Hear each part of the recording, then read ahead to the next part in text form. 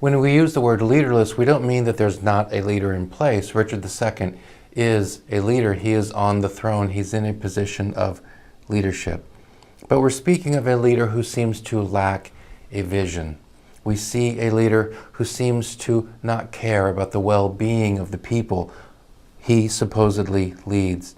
We see a leader who seems unstable, uncaring, reckless. This is what we mean by leaderlessness in the play Richard II. We come to the very beginning of the play. King Richard and John of Gaunt are on the stage. And Richard II asks John of Gaunt if he's brought his son, Henry Hereford, to make a case that Richard II had not been able to hear before. And John of Gaunt says, "I have, my liege, so my son is here and he's ready to make his case to you, a case he would have made to you before, but you weren't able to hear it at that time." And Richard II responds to John of Gaunt and says, "Tell me, hast thou sounded him?" In other words, have you heard what he has to say? "If he appeal the Duke on ancient malice, or worthily, as a good subject should, on some known ground of treachery in him." So Henry Hereford, also called Harry, also called Bolingbroke in the play, he's going to make a case against Thomas Mowbray. He's going to say that Thomas Mowbray is a traitor.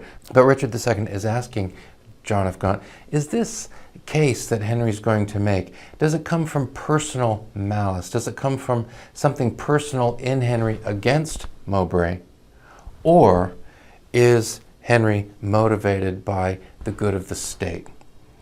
Does he really believe that Mowbray is a traitor, or is this a personal thing?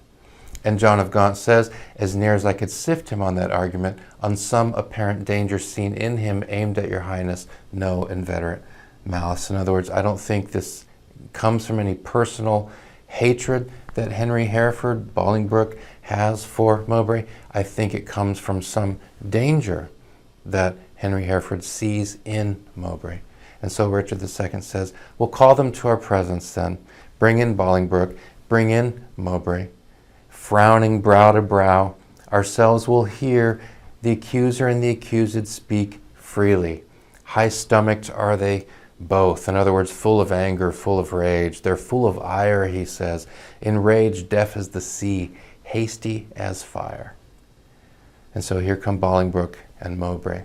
And Bolingbroke is the first to speak, and he says, "Many years of happy days befall my gracious sovereign, my most loving liege."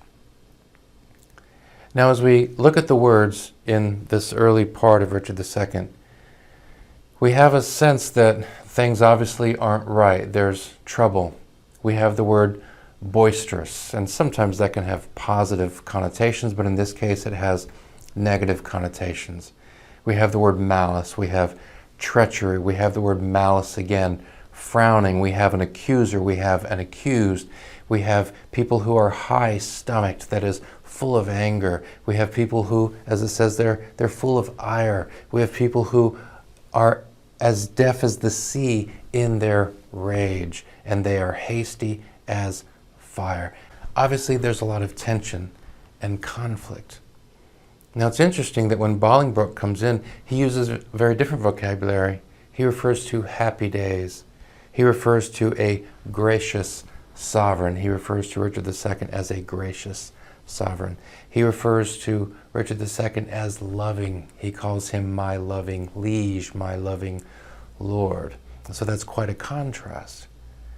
And so there's a bit of a question here.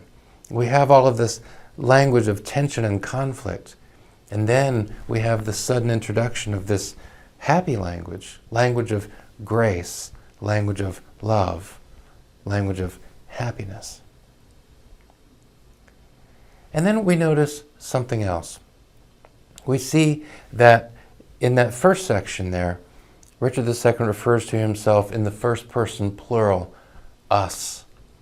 And then on the right, in the middle, we see him refer to himself as our, then call them to our presence, using that royal we, that first person plural.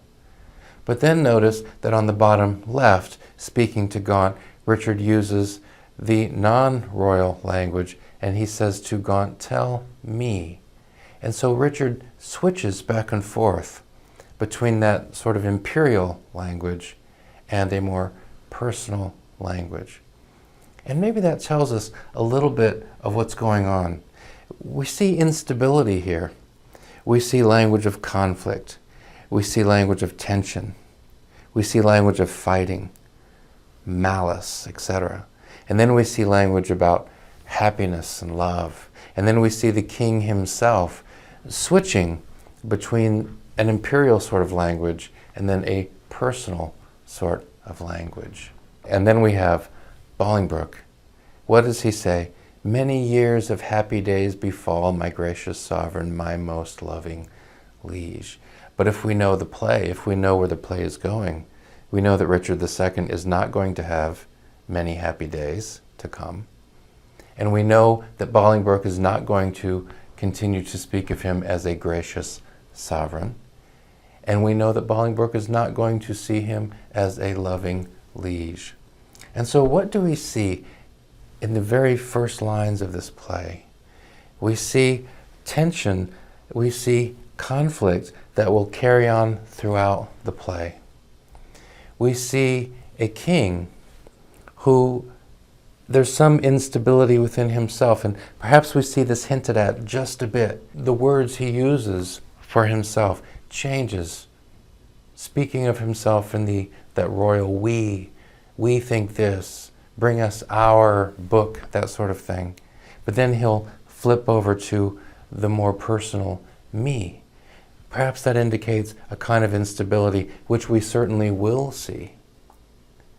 And then interestingly, Bolingbroke, who actually will take down Richard II.